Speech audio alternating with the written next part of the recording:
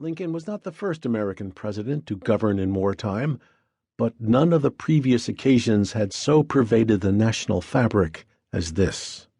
No one realized it more than the man whose decisions had sent thousands of young men to their death. Speaking in June 1864, Lincoln explained his perspective in the starkest of terms. "War, at the best, is terrible," he said, "and this war of ours, in its magnitude and its duration, is one of the most terrible. It has destroyed property and ruined homes.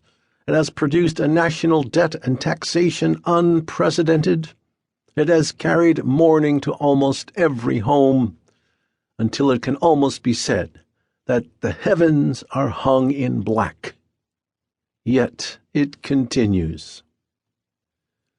It speaks to Lincoln's ability to focus on what was important that, despite the distractions, he quietly and patiently pulled strings in early 1865 to assure congressional approval of the 13th Amendment, abolishing slavery.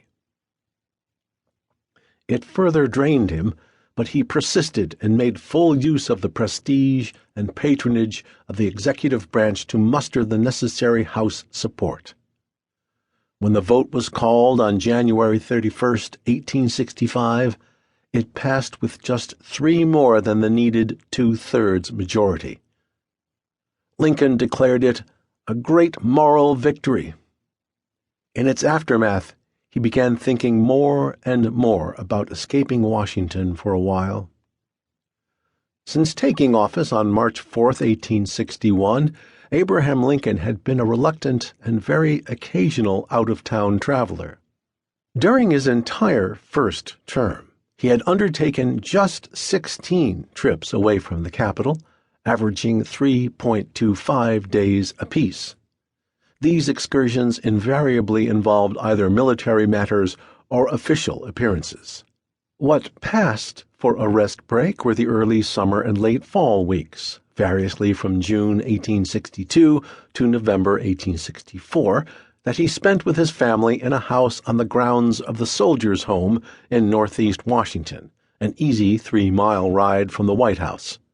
Even there he was not free from the press of visitors or the need to commute nearly every day to the office to handle necessary matters.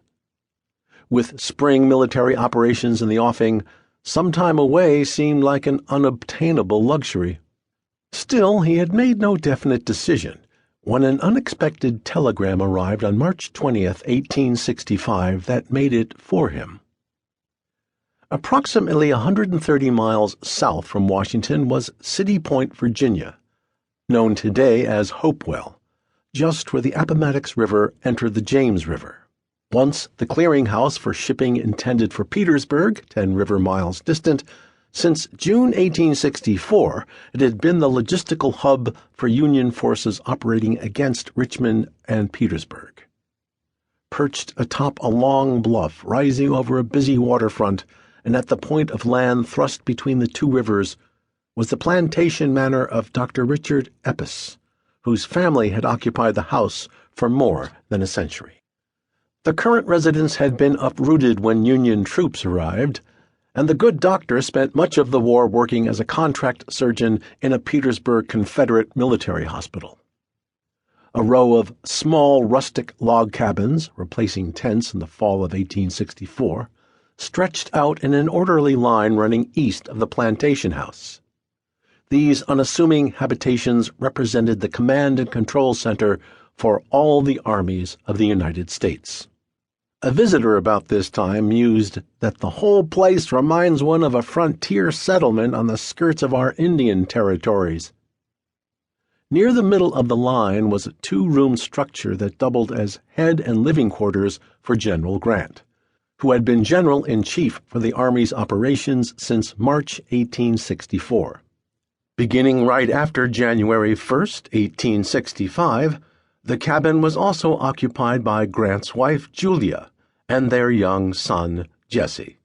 Julia described herself as snugly nestled away, and assured a friend that her general's headquarters can be as private as a home. The task of